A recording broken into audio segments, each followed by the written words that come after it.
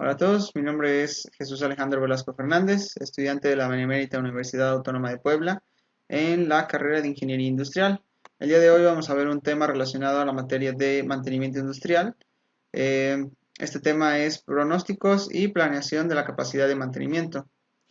Como introducción podemos decir que los pronósticos del mantenimiento comprenden lo que es la estimación y predicción de la carga de mantenimiento.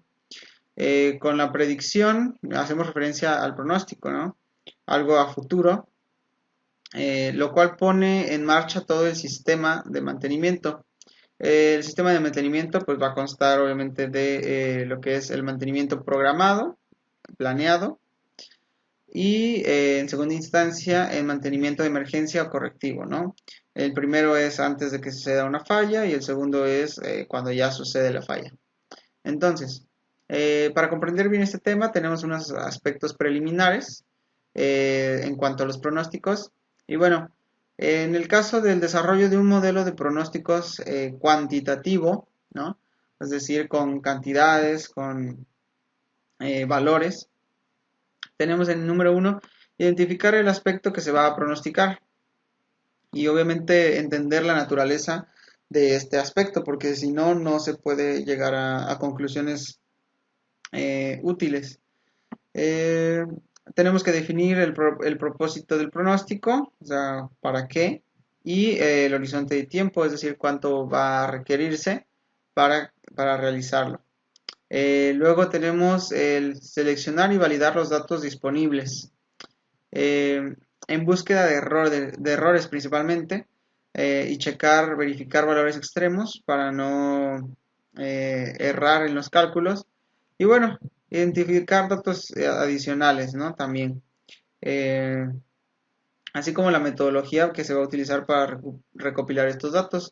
En tercer lugar tenemos emplear datos disponibles y técnicas gráficas para evaluar como hipótesis los modelos apropiados.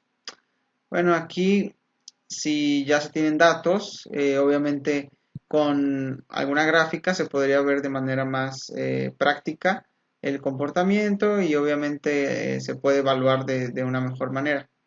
El número 4, utilizamos la mayor parte de los datos para estimar los parámetros de los modelos. Recordemos que bueno, un parámetro es como una característica de algún objeto. Entonces, si se puede calcular, es muchísimo más útil, ¿no? Entonces, esto se va a utilizar para validar los modelos y la estimación puede realizarse con un método estadístico, como por ejemplo el análisis de regresión o suavización exponencial. Número 5, probar la viabilidad de los modelos y seleccionar el más apropiado. Esto ya es pues muy explícito, ¿no?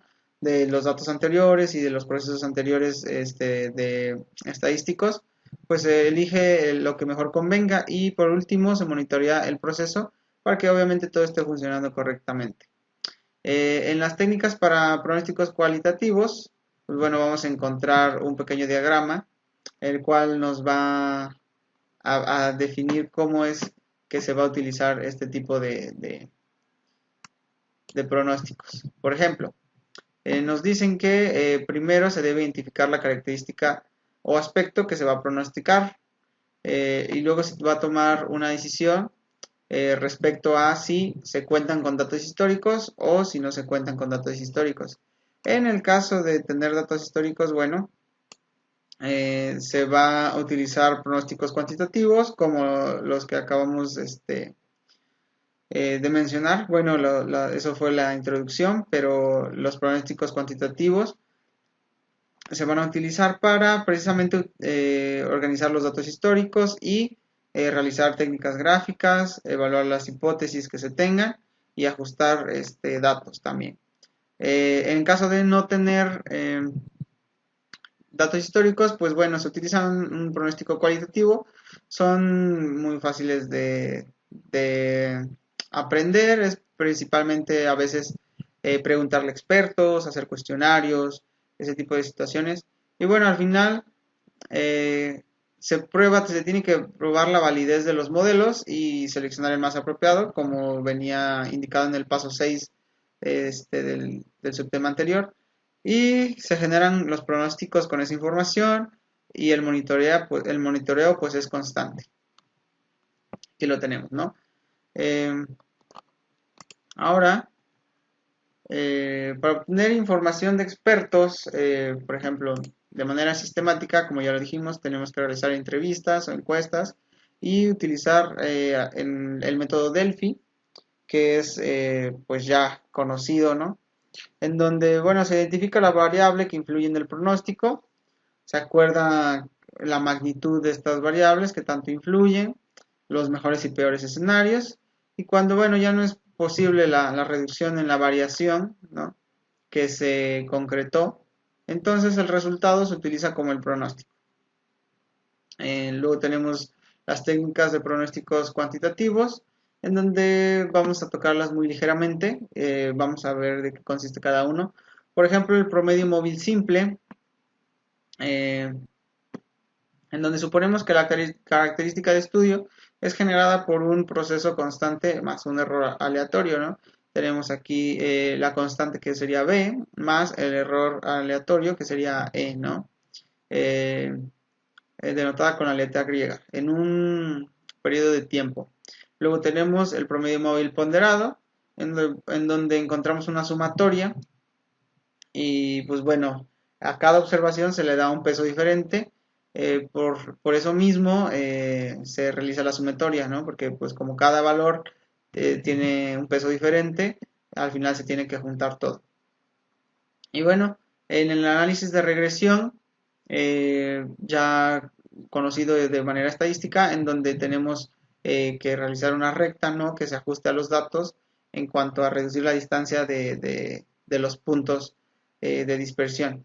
Por ejemplo, tenemos aquí la ecuación de A más B por T, ¿no? En este caso también se tiene que calcular las letras A y B, en donde, pues bueno, cada una significa algo diferente.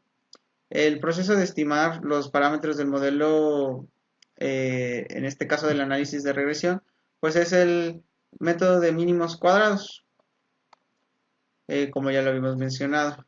Tenemos la suavización universal y los pronósticos estacionales también al final, en donde la suavización asigna un peso a las observaciones de periodos anteriores, y bueno, para generar un pronóstico del siguiente periodo se va a tener que utilizar el pronóstico del último periodo, la observación real del último periodo y bueno, se agrega el factor de suavización para determinar el peso relativo a cada observación. Y en el pronóstico estacional, pues bueno, se dice que para determinar estacionalidad y crecimiento se pueden graficar los datos históricos. Con esto podemos ver si hay picos, ¿sí?, en donde se repitan, ¿no?, los valores y entonces podemos decir que hay estacionalidad. Y entonces ya es más fácil pronosticar de esa manera. Por último tenemos el análisis de errores, en conjunto con pronósticos del trabajo de mantenimiento y planeación de la capacidad de mantenimiento, que ahorita vamos a tocar cada uno de manera individual. En el análisis de errores, principalmente se busca verificar la eficacia del modelo y bueno, seleccionar también entre varios modelos que tengamos como opciones. El error del pronóstico en el periodo T es la diferencia entre el valor de lo real y el pronosticado, ¿sí? Entonces, ese sería el error, ¿no? La diferencia que hay entre lo real y lo que se pronostica, perdón. Y bueno, para esto tenemos varias fórmulas que nos pueden ayudar, por ejemplo, la desviación media absoluta, ¿sí? Donde se ve que hay una sumatoria de errores y una división entre el tamaño de la muestra. Lo mismo pasa, o algo similar pasa con el error medio al cuadrado. Aquí obviamente se eleva al cuadrado y también se hace la división entre n. Y el error porcentual medio absoluto, en donde, pues bueno, tenemos aquí en la fórmula unas barras de este valor absoluto y lo que denota porcentaje es el 100 sobre n.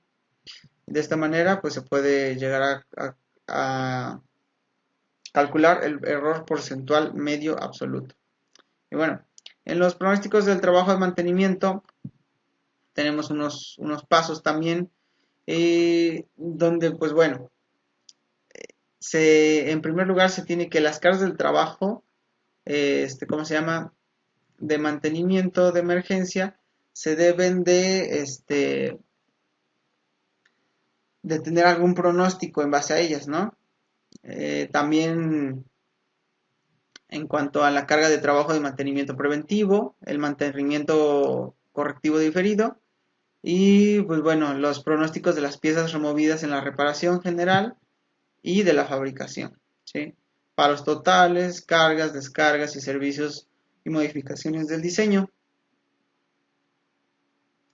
Con esto pues ya podemos tener, podemos elaborar más fácilmente una planeación de la capacidad de mantenimiento. Y bueno, en la planeación de la capacidad de mantenimiento, ya más concretamente, se ocupa para determinar el nivel óptimo de los recursos para la demanda del mantenimiento que se pronosticó. Los pasos que hay que realizar en esta planeación son, primero, determinar la carga total del mantenimiento, luego estimar las refacciones y materiales requeridos, determinar el equipo y las herramientas que se van a ocupar en el mantenimiento, así como también las habilidades de los técnicos y el número de estos técnicos, ¿no?, que se van a utilizar para el trabajo. Luego, proporcionarles planes especiales para equipo altamente computarizado en caso de ser necesario. Bueno, por último terminamos con un aspecto de mantenimiento el cual es muy utilizado por algunas empresas, el cual es el mantenimiento por contrato, ¿sí? Es como un contrato aparte. Ahorita lo vamos a ver donde dice que la premisa es que los aspectos de mantenimiento que sean a lo mejor muy puntuales en algunas ocasiones, se pueden hacer igual o más eficazmente y a menor costo de lo que podría realizarse con los recursos internos. Aquí lo clave es si la contratación del mantenimiento aumenta o disminuye la ventaja competitiva de la organización, es decir, bueno, si conviene, no conviene con respecto a la competitividad que se llegue a adquirir. Y bueno, por último, la subcontratación del mantenimiento durante los periodos de pico es más eficaz, ¿sí?, en la mayoría de los entornos de trabajo cuando se puede subcontratar como un paquete de trabajo, es decir, bueno, si podemos contratar un paquete entero en el cual se lleve a cabo un mantenimiento que nos ayude en los picos, ¿sí? En los picos donde haya mayor demanda de mantenimiento, pues bueno, es lo más recomendable. Con esto termino la presentación. Muchas gracias por su atención y nos vemos luego.